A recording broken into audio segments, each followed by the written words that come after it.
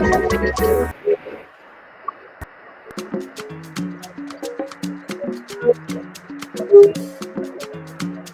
talk our talk. Africa voice in diaspora. Chinebani TV. Voice of the voiceless, yo. Chinebani TV. Make we talk our talk, yo. Chinebani TV. Nobody can talk our talk for us, yo. Chinebani TV. Africa's a rise. Time don't reach, yo. Make we talk our talk, oh. Oh yeah, everybody join the Chinebani TV. Now that it happen, no. Now that it selenge. We don't talk our mind, yo. As it be now, so we don't talk more. Mama, papa, brother, sister, even know the youth, oh. Subscribe and follow Chinebani TV. Eba fukona potuno, eba fukona man. Now we'll be the voice of Africa in diaspora. Chinebani TV. Voice of Africa, where they show. Chinebani TV. Now where we go there. Chinebani TV. Gather your family, call everybody, oh. Chinebani TV. Listen what the one who will go.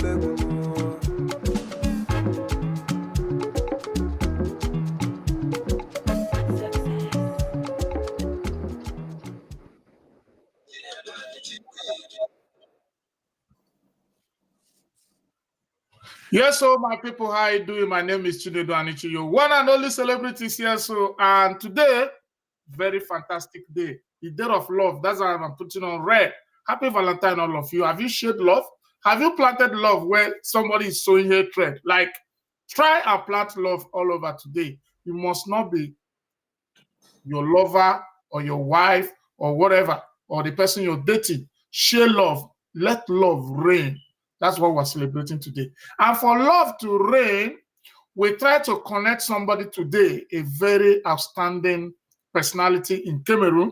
So today we'll be having our brother from Cameroon. And today we'll be talking on reviewing the 25th Youth Day celebration in Cameroon. So for those of you who are watching on YouTube, those on Facebook, we're about to connect Instagram and X and TikTok. They will surely come after this ball. They are not connected yet, but you can watch from these two. As you're watching, get ready for our brother. I'm bringing, and today, you know, I have a co-reporter, a co-host, our own eye when it comes to Francophone Africans, especially Cameroon. So in the person of Frida Egbe. So today, let me invite Frida and my brother Essen to be in the show. Hello. Yeah, hello, Frida. How are you doing? I'm good, Chinedu. How are you? I'm good. And our brother...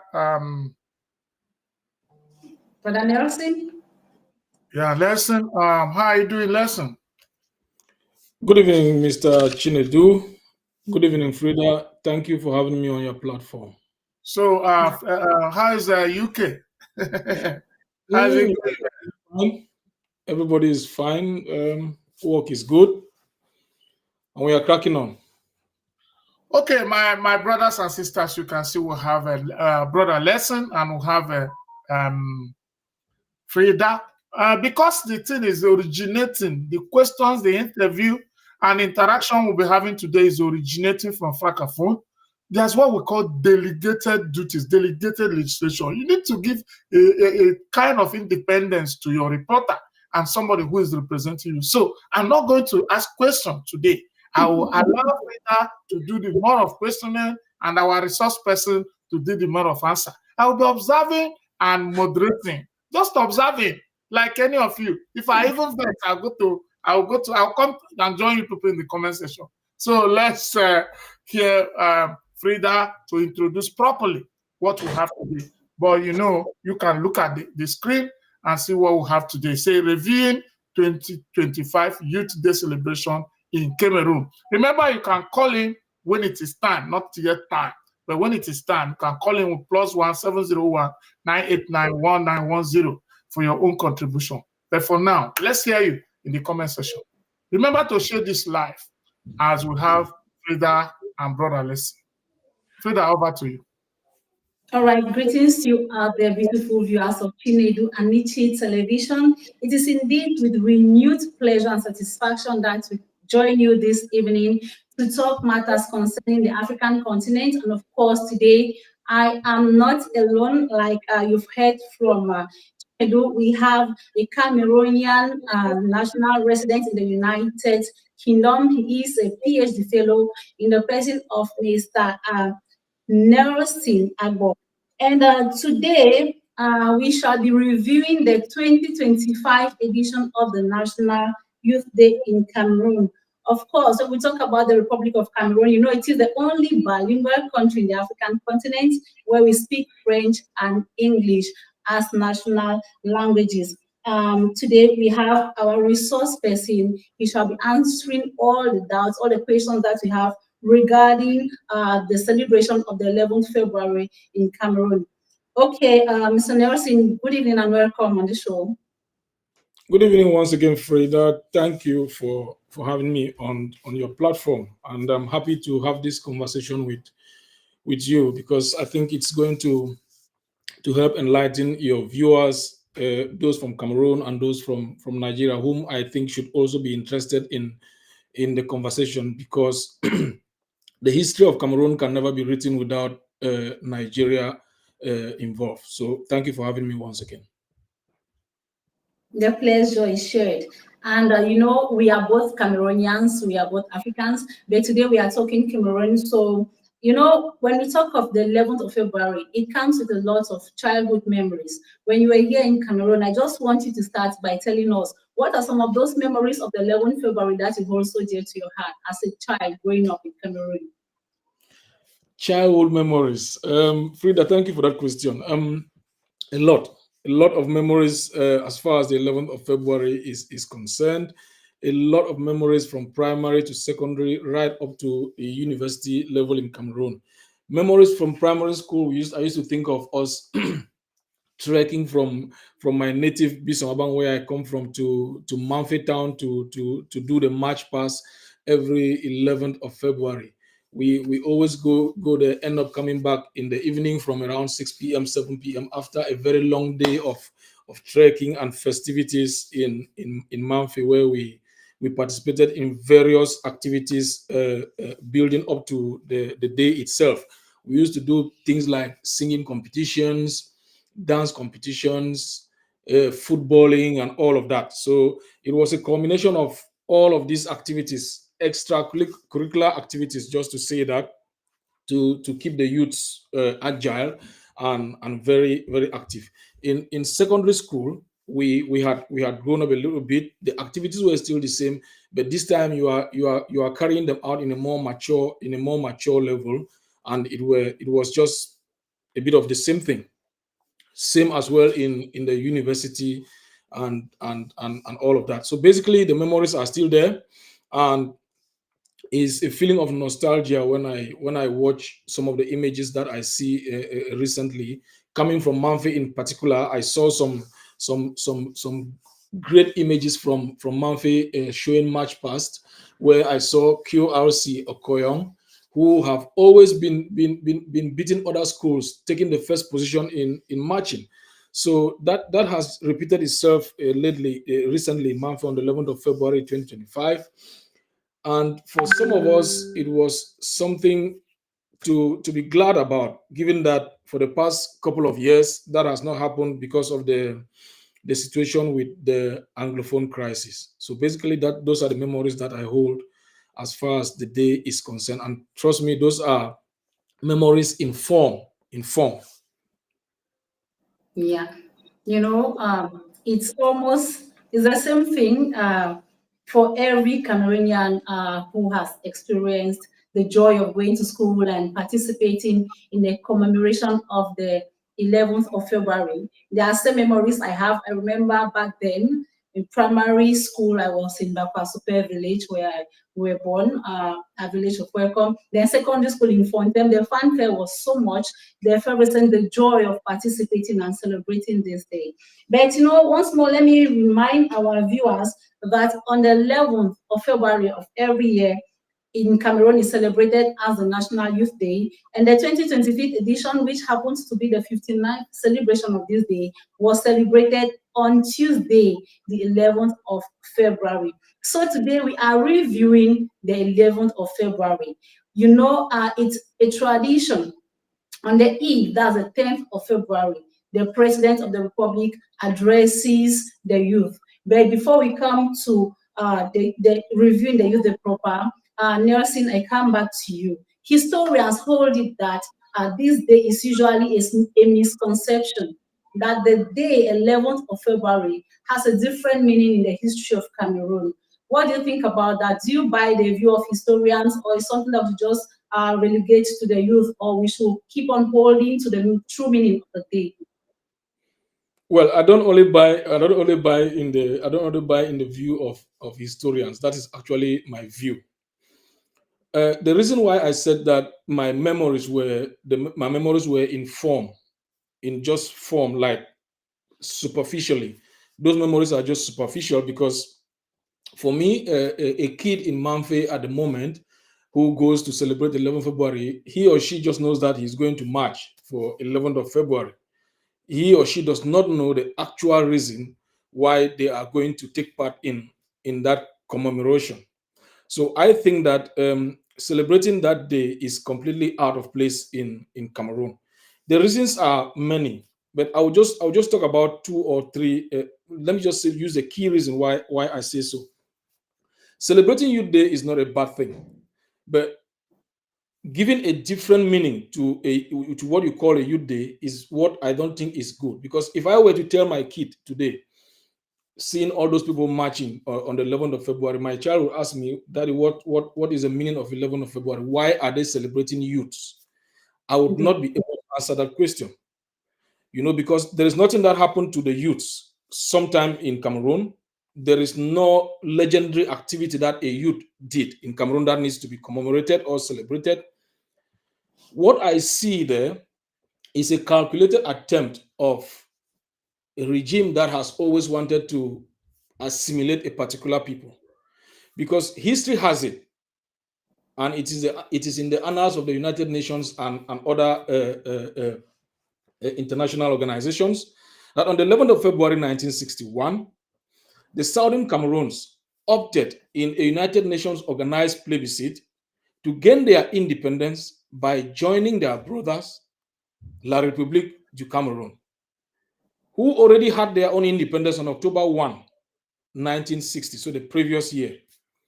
So to me, if there was anything to be celebrated on the 11th of February in Cameroon, it should have been the commemoration of the plebiscite, or the commemoration of the Independence Day of the Southern Cameroons. There is nothing wrong in doing that.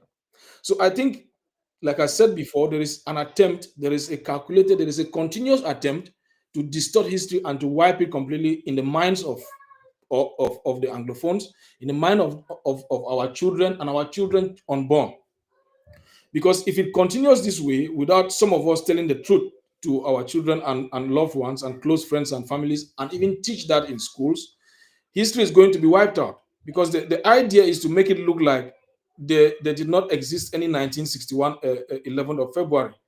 But the truth is, there was actually a plebiscite that happened in 1961, organized by the United Nations, asking Southern Cameroonians to choose how they want to become independent. Is it by joining the Federal Republic of Nigeria, or by joining your brothers, La République du Cameroun? And on that fateful day, Anglophones overwhelmingly decided to join their brothers, La République du Cameroun. I think that is worth celebrating in its own right. So I think avoiding to celebrate that and naming it Youth Day is not very, very objective, if you ask me. So there is some kind of distortion of history. Definitely, there is a distortion of history, and for me, I think that it can be justified by the speeches we have heard from politicians in Cameroon, by the speeches we have heard from politicians from the southern Cameroons. I would take an example of President Biya's talk he had with Mo Ibrahim. Mo Ibrahim is a philanthropist, is a humanitarian fellow who is well known in international relations and human rights. He was interviewing President Paul Biya in Paris in November 2019 when he was asking about the Anglophone crisis. And in that interview, which I call a talk, President Biya clearly said, we have tried, I'm just trying to paraphrase him, we have tried to assimilate the Anglophones to no avail. These were his words. So to me, from that moment when he said that, I said to myself, oh, so this has been the plan all along. Sometimes we talk about black boxes in countries. So the black box of Cameroon, as far as the Anglophones are concerned, is to assimilate Anglophones. And they are doing that so nicely by, first of all, wiping out the history of Anglophones. If you are in Douala now, and some of us who grew up in Yaoundé, there is a proliferation of Anglophone schools in Douala and Yaoundé and all the Francophone areas. And there is also this culture of all the Francophones, the top government officials, sending their children now more to Anglophone schools rather than even the French grassroots. schools. That's So what offends the grassroots population. exactly. So this is a calculated idea. It is already been calculated, and they are gradually succeeding because before you know it, you will not be able to differentiate between an Anglophone and a Francophone. So that to me is basically the reason why they are doing all of this. There is need for somebody to wake us up so we can start celebrating 11 February the way it should be celebrated. All right. If I want to chip something regarding the uprise in English subsection of education by the French-speaking Cameroonians, I want to think that it is because, in the past, they thought that Anglophones or English speakers in Cameroon were looked like some kind of minority and English was not given a place. But now they have seen that when you study in English, you have better opportunities, better chances. And that's why you see most of them, like more than half of the French-speaking Cameroonians, are sending their children in English school so that they are going to have a wide horizon when it comes to job search, and all those other opportunities that are out there for the youth. And let us remind our viewers that this 2025 edition of the National Youth Day was celebrated under the theme Youth, Maturity and Responsibility for the consolidation of peace, security, economic growth, and democratic process. Now, now let me just say something about that theme. Okay, that is a theme. That is a theme that has over 6 different aspects of life. Yes. Maturity, consolidation of democracy, consolidation of security. What else? Responsibility. There's a peace and security. Peace and security. Now, economic growth. This is democratic process. Whoever came up with that theme, has to go back to class. Trust me, because you cannot call somebody a youth. Let's take somebody who is trying to do advanced level this year. All right, give that person that theme. Tell them that this is a theme for the Youth Day 2025. They won't be able to even recite it completely. Talk less of understanding the meaning of all these key words that you have just mentioned. Those are broad topics. Maturity, democracy, consolidation of peace, security. Come on. These are topics that you can write a complete thesis about. And they are taking them all, chunking them in the theme of one Youth Day celebration. So what are they going to use for other themes for the other years? So you can see the tendency of panic in the regime, the way they are. Some of these things you may not see them, but looking at them from an academic point of view, you will understand that the regime is trying to put everything in one place. They know that the security of the state is in tatters, if I should put it that way. They know that democracy is not functioning properly. They know that security is not good. Yeah. So they are trying to make sure that they are finding a way that they should talk to the youths about all of these things, but it's going to backfire, because at the end of the day, even a university student in year 1 will not be able to understand what that is a 6-word theme means. I think it is a clarion call for the Cameroonian youth, like I can say the African youth, to sit up and pick their responsibilities maturely and responsibly. Don't you think so? Yeah, they will just have said, okay, youth and maturity. That's a clear and concise theme. Youth and democracy, youth and security, and the population of national peace. You don't chain 6 different themes which can be handled independently in one single theme. What is the rationale for all of that? Okay. Can we do 1 minute. So I'm not asking question. I want to ask. So what's your Facebook name? Nelson A. Abo or just Nelson Abo? No, Nelson A. Agbo. Okay. Okay. I just add you now. all right? So I want us to still talk something concerning this theme. Maybe we If, tangle things if it is your phone you're separately. using, you're using a computer, Who, My me? phone. not you. I'm talking about Nelson. I'm using my computer, but I'm watching it live on my phone though. Okay, you can share it now. You can share it live in your page Okay. directly. Yeah, I'll do that. From Chinedu Anichi, you can now share it live on your own Definitely. page. All right. All right. Yes, I was saying maybe to buttress this theme, we take it word after word. Nelson, don't you think so? Sorry, say that again. I didn't quite get that. That maybe to buttress the team for better understanding of our viewers and of course the Cameroonians, like the Africans of the team. You say it's like choked up, it's congested with a lot. So maybe we can buttress it, talk about it. We take 2 things we handle. For instance, they say youth maturity and responsibility for the consolidation of peace and security. So what do you think is the role of the Cameroonian youth? I want to be tagging it along with the African youth because we cannot deny the fact that African countries are not quite peaceful. The peace we used to experience is not really the peace we experience today. So a lot is going on, and the youth are at the helm of it. So what do you think? What role do you think the African youth or the Cameroonian youth has to play in the consolidation of peace and security in their various nations and Cameroon in particular? Every youth in their country and in their own way have the responsibility to consolidate peace in their respective countries. It is a Republican responsibility we all owe our nations. But to do that, you must always try to balance the game. You are preserving peace in what atmosphere? In what atmosphere do you have to preserve peace?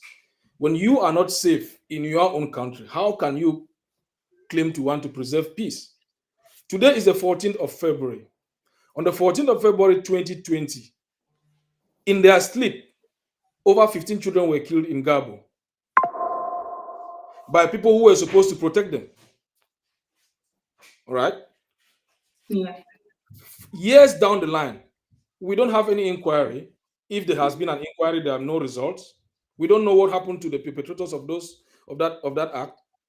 The government of Cameroon came out through the Ministry of Defense spokesperson. They said from their investigations, they have found out that it was a mistake by the military. What have they done to those people who committed those acts? Now, do you think the relatives and family members of the victims of Ngabo are going to be comfortable to preserve peace for Cameroon? Sorry, I'm asking you that question, but I'm just being rhetorical. So do you think There's a saying that says, if you cannot wash your inside, you cannot wash your outside. If you are sad inside, it's difficult for you to smile. You have a exactly? smile on your face. So that is my take about peace. While this hand washes this hand, this other washes this hand. The military, the police, the gendarmes, they need information from the population to get to neutralize people who are causing disorder in the public. But when these same military become the terror that we fear, it becomes difficult for them to consolidate peace. When there is a tendency in a country of favoritism, when people are not given jobs according to their merit, there is no promotion of meritocracy in the country. You can't be telling a youth of that country to be responsible for peace when they pass their exam in first class and they can't get a job, but they see their friend who had a C grade getting that job before them. So these are some of the things that we have to look at if we want to talk peace in a country.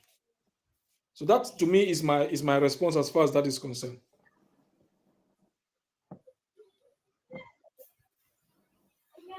That's your take. Then let's look at economic growth. How can the African youth in general and Cameroonian youth in particular contribute to the economic growth of the country? Great question. There are many ways. Industrialization, economic and agricultural empowerment. The taxation should be favorable for the youth. But in our country, the contrary is true. Okay? The industries are dwindling. Those that are functioning on a know me, I know you basis. You can't take your application, even if you are qualified, excuse me, to deposit it somewhere and expect to get a phone call for an interview. That is no longer the case because meritocracy has been jettisoned. Now, the entire country has been neo-patrimonialized in a way that if you don't know anybody somewhere, you can't get that job. Okay?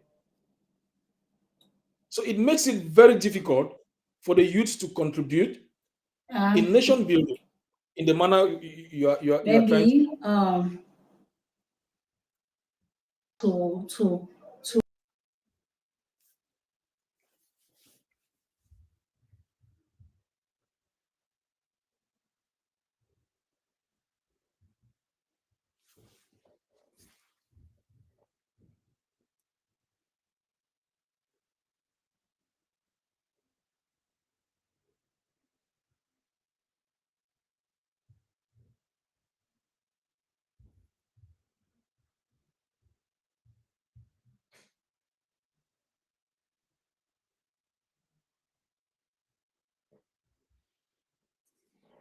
I think you are mute, Chinedu. I say, yeah, thank you. I think your responses are apt, especially when it has to do with security. I observed your answer.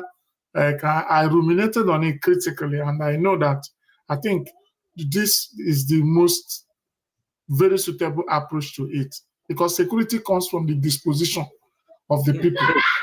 So if their disposition is underlined by peace, if their disposition is underlined by patriotism, if their disposition is defense conscious of their own, you understand? So security becomes easy.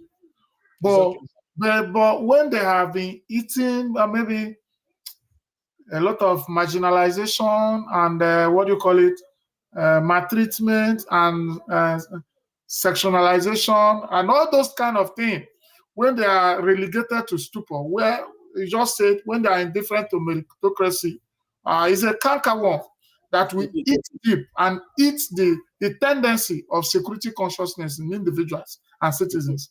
And as a result of that, you will see that they will compromise standard. Not only compromise standard, they turn into a needle against the balloon of security operatives. When they plan, they deflect it. Because they are the people on ground. They are the people on ground. But when the people on ground, the citizens, are underlined by the consciousness of patriotism, security is as easy as anything.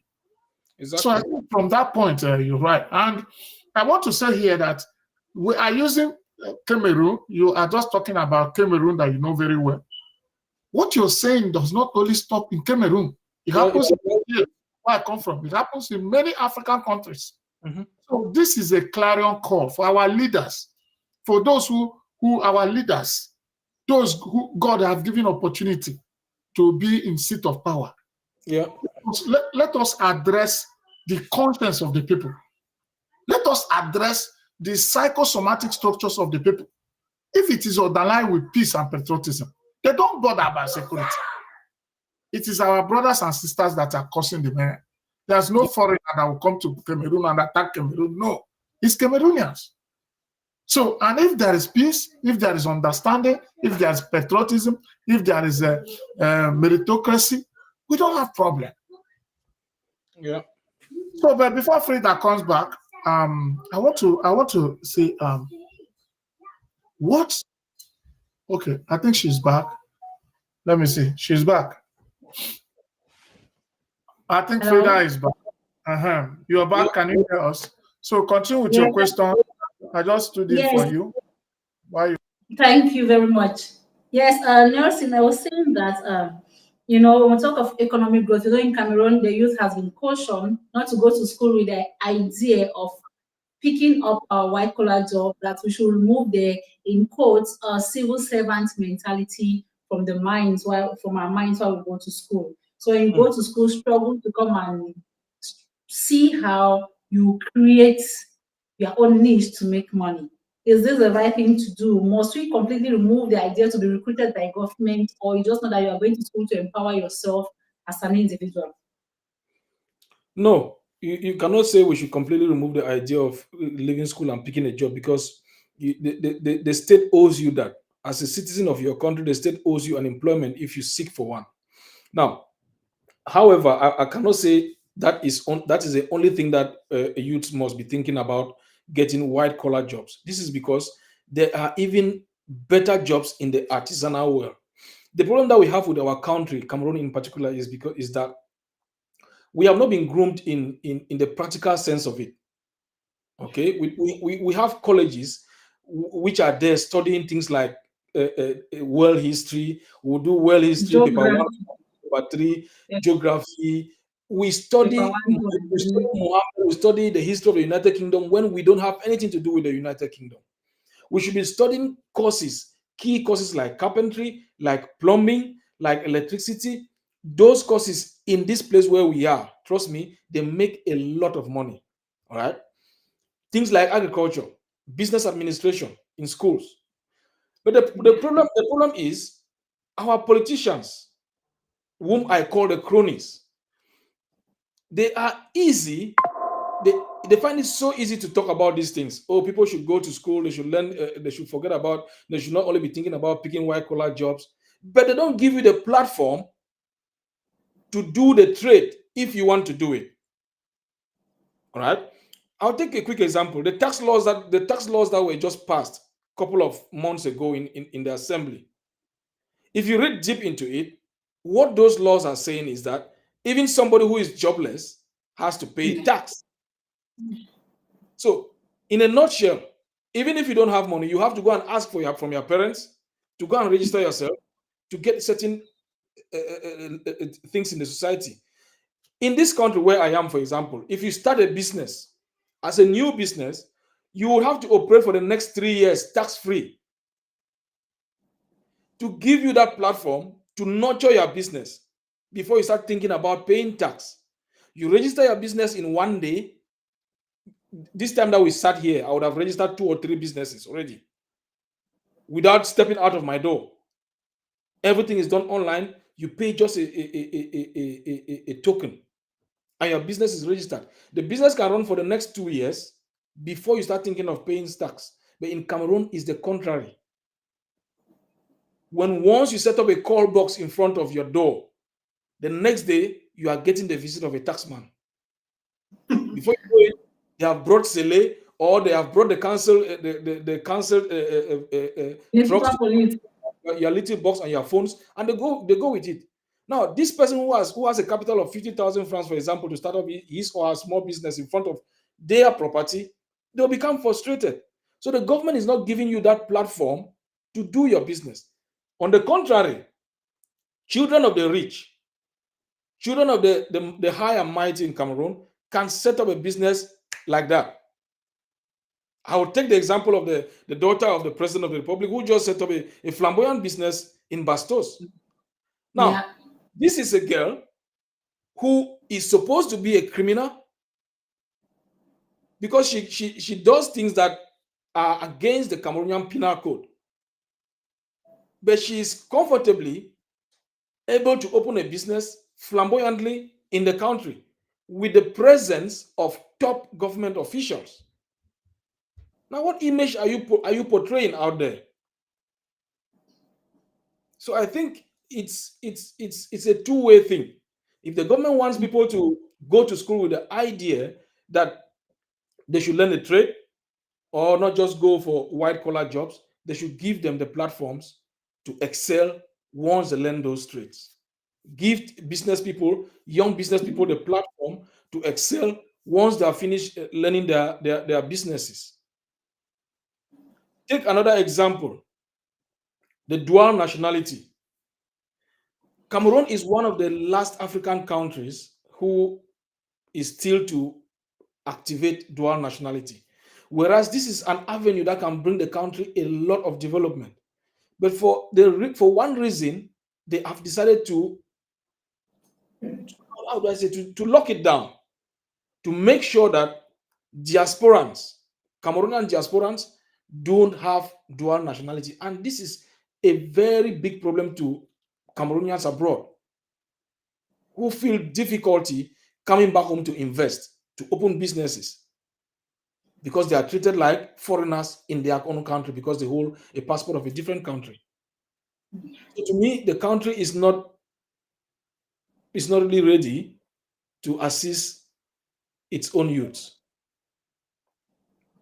Getting there, now we are going to a very critical part of this very theme for the year, where we talk about democratic process, like the contribution of the youth in the democratic process. Like we all know, 2025 is going to be an election year in Cameroon where we shall be voting a new president. Maybe, and we should also want to tell our viewers that over 65% of the population of Cameroon is made up of the youth. Now, Nelson told me, we have a president who has been in power for the past 43 years, who came to power when he was barely 49, and he has been there for 6 mandates, and he's vying in.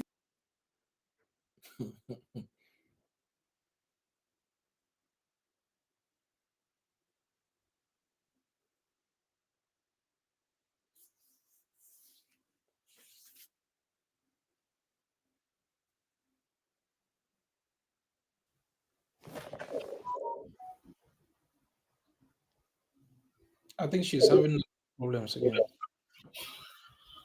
Okay, I think you got her question. I think what she's trying to say is because in this place, in this our platform, we model what we ask because we are strictly licensed and under supervision.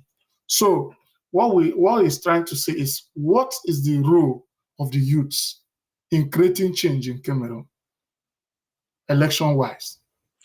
What should the youths do in 2025? What is expected of them? Well, if you ask me, that question is a tricky one for me because the youths in Cameroon and in particular, and Africa in general. I will not say Africa in general because youths of countries like Burkina Faso, youths of countries like Senegal, youths of countries like I would say Gabon, even close to us, are more enlightened than youths of Cameroon. It's unfortunate, but I have to say it this way. This is because the youths of my country have become youths, I'll call them carry along youths. Carry along youths. Now, why do I say so? Yesterday was President Biya's birthday. Okay. And this is the only country I see they celebrate somebody's birthday without the person being present. Okay. Now, there's a place in Yaoundé called Palais des Sports. One thing with me is I've been in this country now for nearly 13 years now, but my head and my feet are on the ground. I follow information about Cameroon on a daily basis. So yesterday they were celebrating his birthday, and the hall was packed full with youths. And if you go in that hall, trust me, if you do a head count to see how many people have employment on all the attendees, you see a handful. Okay. Now, Yeah. in one of the speeches, one thing struck my attention, and this was a speech from the Secretary General of the Presidency, Ferdinand Ngongo. No. At some point, he said, the youths have decided to pay President Biya's caution to stand another mandate. Now, what he was saying by that is that the youth of Cameroon have decided to sum up 30 million francs to go and pay for President Biya to stand for another 7-year term to represent them. Now, if there has been any political fallacy in history, that one was the biggest of them all. And the youths in the hall, in the Palais des Sports, they were all clapping and screaming their voices out. The Frenchman would say, "C'est les jeunes abrutis." So it's like they have been charmed by something. So the political space in Cameroon is toxic. That is the best word to describe it. It's toxic in the sense that there cannot be a political change in Cameroon without the powers that be wanting that change to happen. They try every means to lock up the political structure to make sure that no other person comes to power who does not tie with their ideas. This is the situation of people like Cabral Libi. This is the situation of people like Professor Maurice Kamto, whom to me is one of the best candidates so far. But there is a complete dark cloud surrounding these two people as to whether they will even be successful in vying for the position of president. Now, what is the role of the youth in situations like this?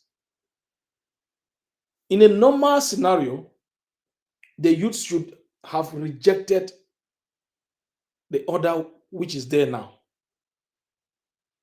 But no, that is not the case.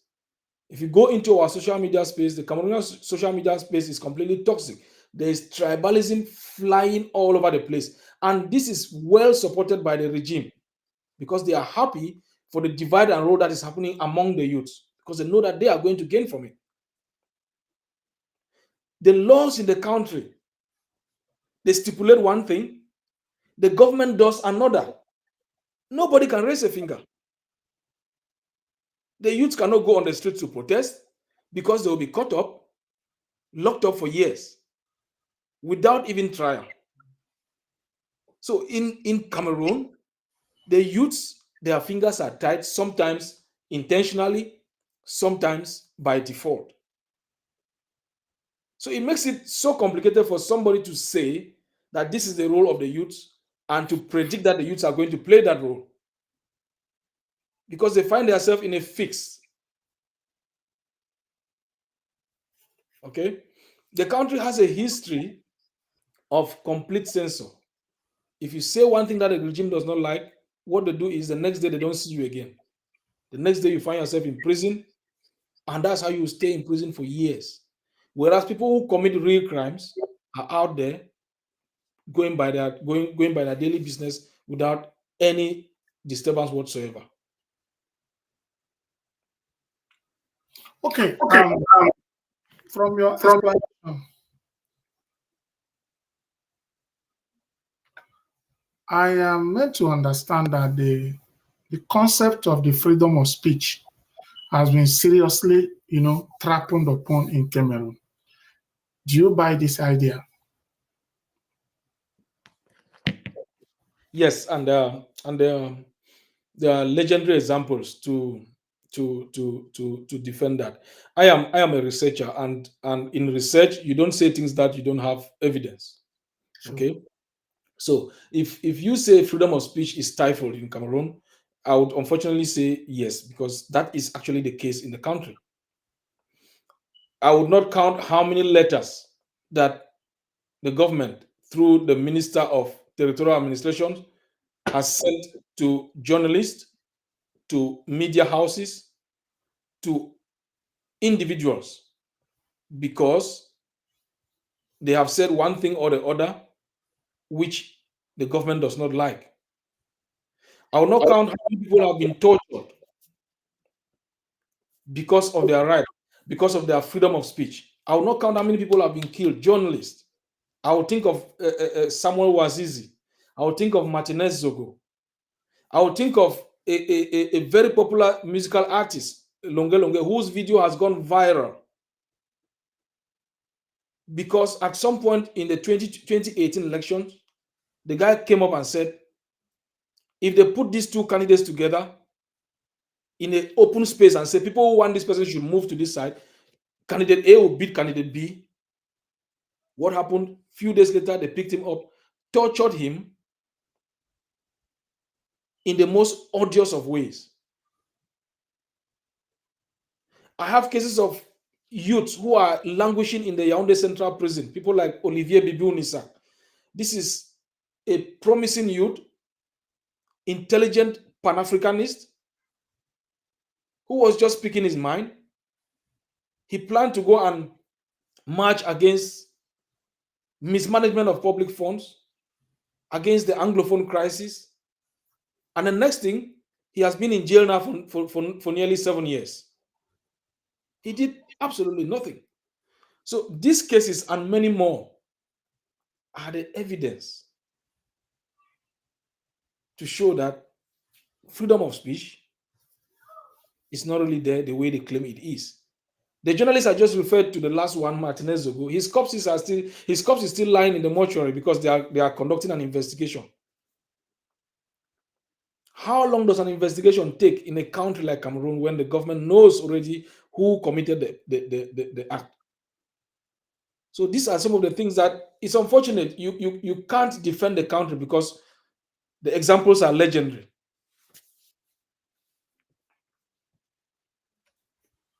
Well, so okay. Now you see, one thing about when the voice of the people are trampled upon, it looked like the scenario of the Bible, the Christian Bible. There was a time that the apostles were brought before the Sanhedrin. And I think one of the chief priests said, if these people are of God, there's nothing you will do that will stop them. So he said that even if you do everything, they will still continue to. That they have seen people who were not of God. They came and spoke and ended, and he gave an example of people. But he said, if this one is from God, there's nothing we can do to stop them. So I think that is the kind of thing that comes with activism or freedom of speech when this kind of attitude or kind of scenario is taking place in some countries and some organizations. So those of you who don't like this, those of you who have experienced or been exposed in other countries that adore, let me use the word adore freedom of speech, like you are in UK, I am in US, a lot of Cameroons are spread all over the world and they have experienced. Those of you who have been in places where this kind of thing happen and thrive, so what are your plans? What are your efforts to make sure that the government of Cameroon will begin to consider freedom of speech as part of the rule of law? Well, the rule of law is fundamental in every country. And to answer your question a bit more directly, the reasons why I decided to do a research in law, in human rights, so to say, and using Cameroon as a case study was partly because of these inequalities littered all over the country. So it triggered me to kind of give my own contribution to the national and international community, to policymakers, to kind of see from the eye of a researcher what is actually happening in the land, so that even if it takes how many years, it will be in the books that at this point in time this thing was happening, this person cried out. This program we are having today is still an eye-opener. We are speaking out. this to me is the only way we can do to help at the moment, because there's nothing that you can do against a state that is ready to bring down anybody who tries to take power away from them. So we cannot go radical. The only way is to advocate, to lobby, and to discuss them and bring them out, call them out like we are doing now, and see that maybe it will fall in the eyes or the ears of somebody who has a stable mind to try to bring to effect change. If we have an opportunity, we can always do better than what we are doing now to make sure that we bring change. Sensitization is very important.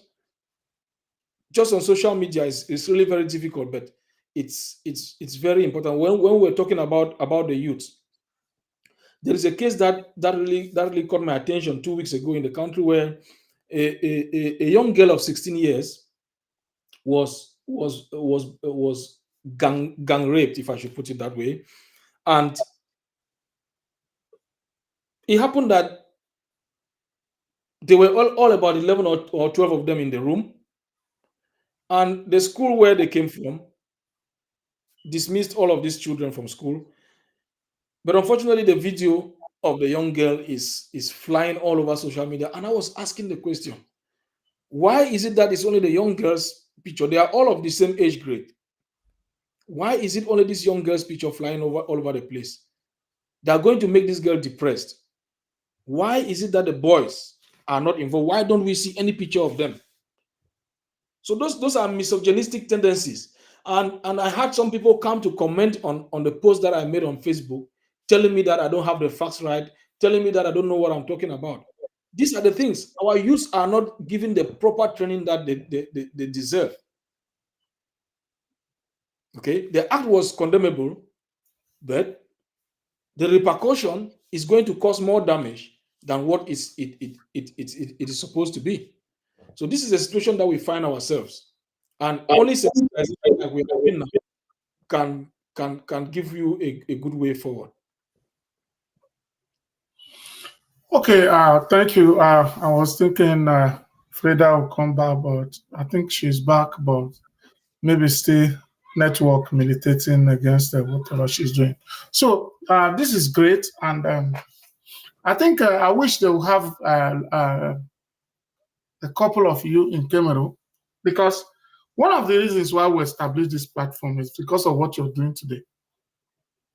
Let's give Africans voice. If we cannot go to CNN, if we cannot go to Fox News, if we cannot go to other government-owned agencies, let's come here and talk.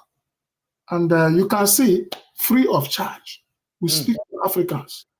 You know, that's the reason why when I came to America, I thought of what will I do as a contribution to the growth of Africa. I think of media, and that's how I came up with this this particular platform.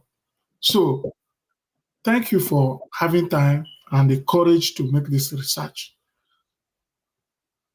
If you are asked, you are privileged to ask, just like what we are going to hear from you. We are going to take it far.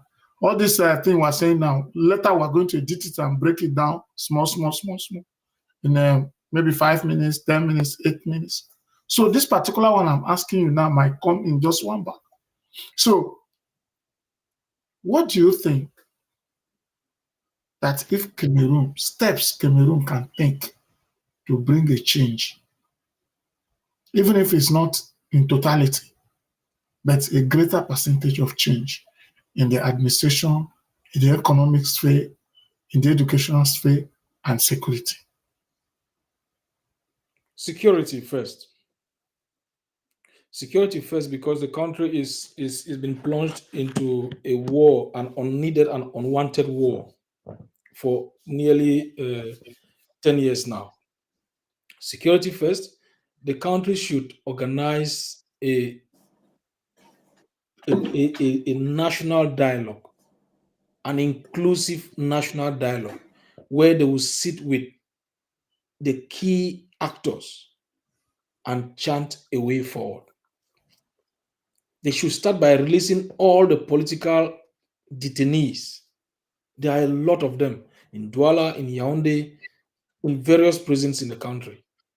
They should release all of them, bring them to the table, and discuss. Give Southern Cameroonians a voice. Let them decide what kind of government they want for themselves. They can go as far as approving a referendum. So these people can actually decide if they want to stay the way they are or they want to go federal like they have been before, just like Nigeria is. In the education sector, open academies, open technical colleges where children will start learning art from very tender ages. You go to secondary school, you know that you are going to become an electrician. You go to secondary school, you know that at the end of this course, I'm going to become a carpenter.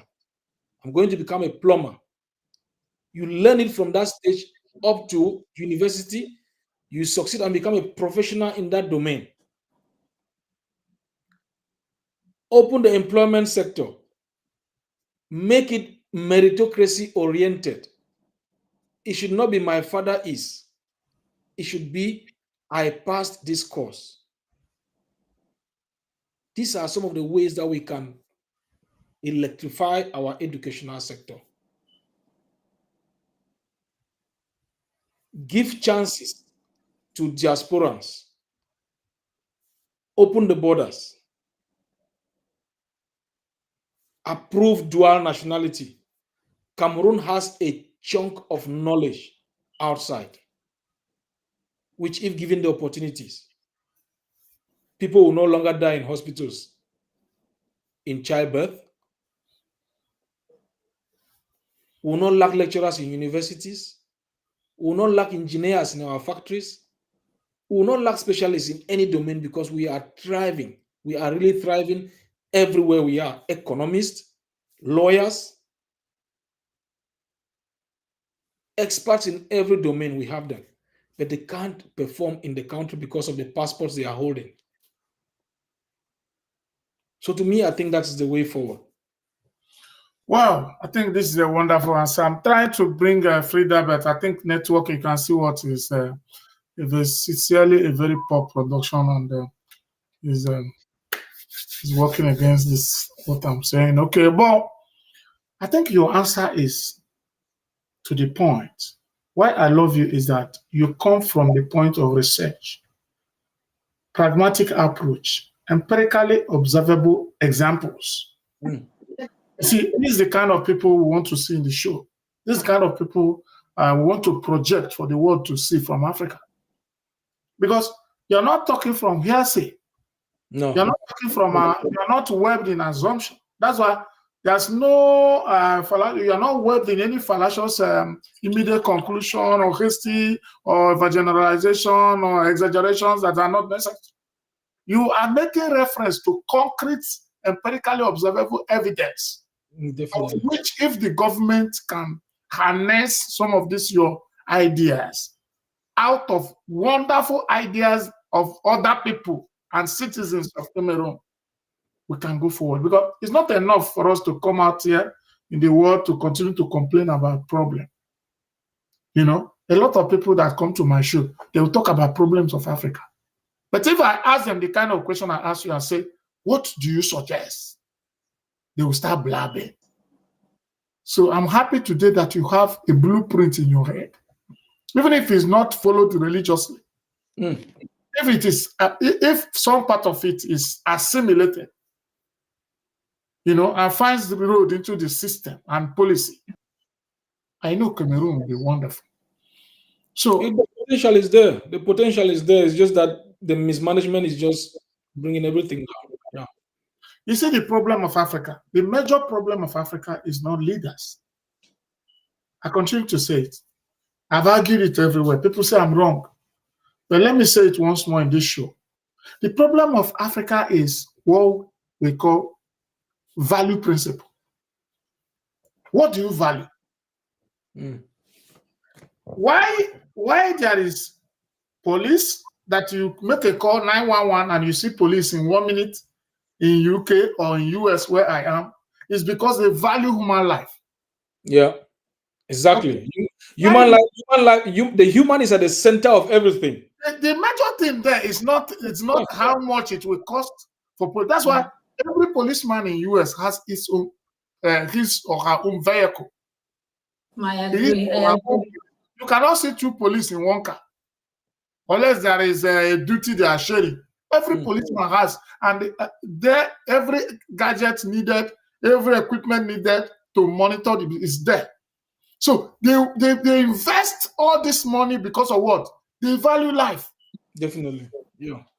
I agree with you on that 100%. That's why if you call police in the US now, no matter how drastic the situation is, they will be making efforts. They will be making advances. And that restores the hope of the citizens of America to call 911. Exactly. If you do anything with America, it will tell you, okay, I'll call the cops. Because he has hope. He has that confidence that when the police comes, they will act as police. Yeah, that's true. Why? Because of the value the United States or UK has for the life they want to protect by security. Why you see infrastructures like good road is to prevent accident so that human life will not be lost. Yeah. When you see wonderful healthcare system is to make sure that life longevity will be preserved. That's you can see brain surgery, you can see heart surgery, you can see all those things. Equipments are there. You can see ER, emergency, where people will go. And they create insurance and create a lot of things that will make somebody access health care. It has happened to me. One day I had a dizziness and I was like losing myself. And my neighbor, I took my children to Boston. I don't know what happened to me. You know, my head was turning. My neighbor just called 911. I was picked up immediately. Yeah, there will be that. Nobody asked me, how much do you have in your pocket? They just said your ID card, and that's all. You have an address, your home owner. Yeah. They just go and do it. In Africa, you first of all check your pockets and see if you have money. The reason why they did that is because they want to preserve human life. Definitely. Okay. Having said this few, the problem of Africa is that human life is not at the number one. When they come to scale of preference, what we call scale of preference in economics, there's another word used for it, order of priority. Order of priority.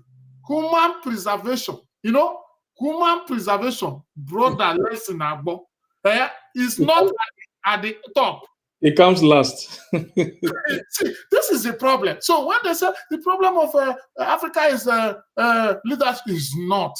Because if a leader goes, look at Trump came to office. The first thing Trump is thinking in America is America. Trump will finish with America before he start thinking of how Nigeria, how Canada, how Mexico. That is what they call patriotism. Why? The life of Americans concern him first. That's true. That's true. 100%.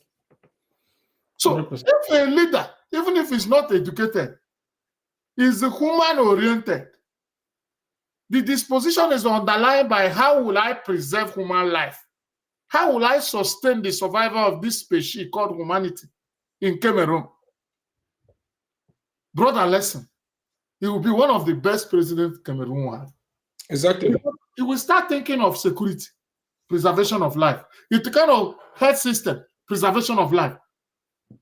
Knowing that Cameroon has a lot of professionals abroad, and you just because of your ego or whatever you think, you stop people who have dual citizenship to come home and invest and use what they have learned from other countries to develop Cameroon. The reason is they don't want them to come in with that mentality. No respect for that mentality. That's possible. Yeah. Because if for me, for example, I'll take myself an example now. Let me see if Frida is clear now. If I apply for a job to teach for, say, in a university in Cameroon, it will take me 4 or 5 years to get it, and that is if I have to bribe. Okay, but before I finish my PhD in the United Kingdom, I already have universities calling me to come and teach for them. It is on meritocracy. They will call you for an interview. They will ask you questions. If you pass their test, you are getting the job. They don't care if you are black, if you are white, if you are old, if you are young, if you're from Cameroon or not. They really don't care. If we put that in Cameroon, a lot of things will change. If people know that if they go to this GC exam and they get 5 A grades, they are going to get access to the Catholic University without any bribery and corruption, things will change. If people know that if they get a first class from University of Boya, they will get a job in CRTV, for example, things will change. But the difference is that they take the mediocres and put them in the top jobs, while the talented ones are relegated to the background. Now, let me shock you. I have friends and classmates with whom we started research on the same day in Cameroon. They are nowhere, read my lips, they are nowhere near finishing as we speak. But I'm defending my thesis next month. So that tells you a whole lot. So you start a course, it's supposed to be for 4 years for them and for myself. They are still there and they'll end up doing about 6 or 7 years, when I would have had 3 or 4 years experience in the field already. So how do you justify that? Yeah, I think you have communicated, and I'm happy you're here, and you have really touched a very sensitive part of it. We have spent 1 hour in the show, and I think we'll be summarizing for today, because I still have another show that will take me 6 hours. I'm going to live a particular one of the biggest African show on what they call on Valentine's today in New Jersey. I'm going to air it for 6 hours from 7 p.m. Eastern American time to 1 a.m. So, well, today I want to tell you, you still have opportunity any day, anytime. Let us know your schedule. This TV is your TV. This show is your show. So it's part of you. You said you have been following us before now, so you have seen what we are doing. But okay, let's see if we can bring Frida again. I think she's. Can you hear us now, Frida? Frida, can you hear us? Frida just has to work on our network. The network is really poor for her. Yeah, very bad, and it's distorting the flow of what we're doing. So now, before we draw the curtain for the day, what can you tell the world about this Chinedu Anichi TV, this platform, and what we tend to represent? Like I said, it's a good initiative. It's a wonderful initiative, and to me, anything on social media that is education oriented, I am in for it. Okay, I want a situation where our people will start using social media for the positive reasons and not the negative reasons. There is a lot of useless content out there which occupies our people all the day. And trust me, like you were saying in the beginning, if we were talking gibberish here now, you will have thousands of people following. If we were insulting somebody, if we were dragging somebody, you will see thousands of people here listening to you judiciously. But because you are talking something that concerns politics, that's something that concerns states, people have less interest in it. But social media does not forget.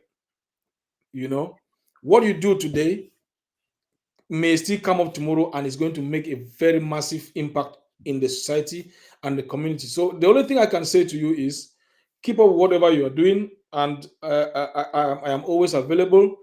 Each time you seek my assistance, if my schedule permits, I'll be readily happy to have a conversation with you, even if it has to cover other broad topics that you want to address.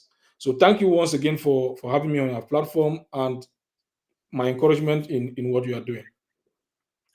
Okay, thank you, Brother Lesson, and we also thank Frida Egbe. Frida Egbe is our reporter and our co-host representing the Francophone in Chinedu Anichi TV, the African voice in diaspora. She has been doing well. She has shown expertise for a decade of experience in journalism, worked across different televisions and radio stations in Cameroon. So I think she's a material. She's a very good material for us. So because we really want to go African. So what we're doing is gaining a lot of. We didn't give publicity to this because we intended recording, but at the time I said, since you can record automatically when we're on live, why not go live? So it is a two-way of doing it. Then later we can come to the recording and bring it small and start reposting.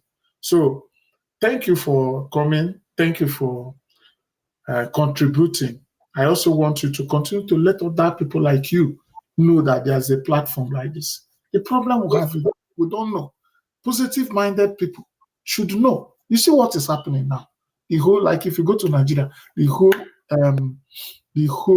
social media is taken over by gossip, taken over by assassination of character, libel, and dragging the name. They use dragging people to make it look lighter. But a lot. People are resigning from podcasts because of what they said. People are going into depression because of what they said about them in the social media. That's what the world is turning into. And some show holders like us, what they're looking for is views and the kind of money they will get from Facebook monetization and YouTube. They are not thinking of values, just like I told you. But our advocacy is, where are the good? Where are the people that value this educative content? Where are they? I made a video. Those of you who are saying, this person is doing this, you're not doing the right thing, you are showcasing your body, you're doing this thing. When the person started, he started with good content. But he has no followership. He had no support. Then the naked one got them the followership. So if you say that you want educative content to thrive, come to educative content, support them, share, do what you're supposed to do. If we also call your name now or call somebody's name and start talking about private life and your marriage and all these things, people will gather here. Thousands of people are watching this space. Sure. You can bet on that. Sure. So thank you for coming. Let's continue to spread the good news about this show. It's our show. It's our own. This is our own. And we're supposed to make our own thrive. And you will see that when it thrives the way social media is creating impact now, a lot of things will be changed in Africa. Of course. Because as you are talking now, Nigerians are listening. Yeah, definitely. Yeah. Angola people are listening. Zambia people are listening. Different people are listening. And some of them will also buy the idea you have shared here and take it to Zambia. Yes, of course. Yes. So before you know it, things will start working well. So thank you for coming to the show, and God bless you. Bless you too. Wish you all the best. Yeah, my people, you can see today we had lesson on the Cameroonian, and you can see he'll be defending his thesis on PhD research on law. Law, not just law, but on how the law, how human rights, freedom of speech, and a lot of things, is guarded in the law of the country, especially Cameroon, as a point of discussion in his thesis. So we wish you well, wish you success. God bless you.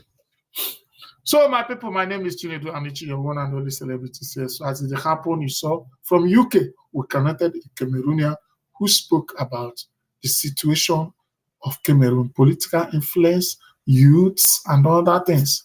Very soon, tomorrow, we'll be getting somebody also who will be in this show. This time, 1 p.m., get ready tomorrow. An associate professor will be talking on the girl child, African girl child, how girls can be preserved, how they can be trained, what are the deniers, what is the advantage, what is the disadvantage of African girls, what are their challenges. That's what we'll be discussing tomorrow. So don't miss it. Tomorrow. And next tomorrow, the same thing. Remember, it's 3 days now. It's just that today is a special day. That's why I brought about Wednesday, Saturday, and Sunday becomes our show. We have a couple of wonderful people very owners of big podcasts in America and others. They've all done videos. Next week will be choked with some white guys, very electrifying, brainy white guys who will be coming to this show. So get ready. Tell a friend to tell a friend that Chinedu Anichi TV will have come to stay. God bless you. God bless you. I love you. When I say I love you, I mean I love you. Remember, we rise and lift in others. God bless you.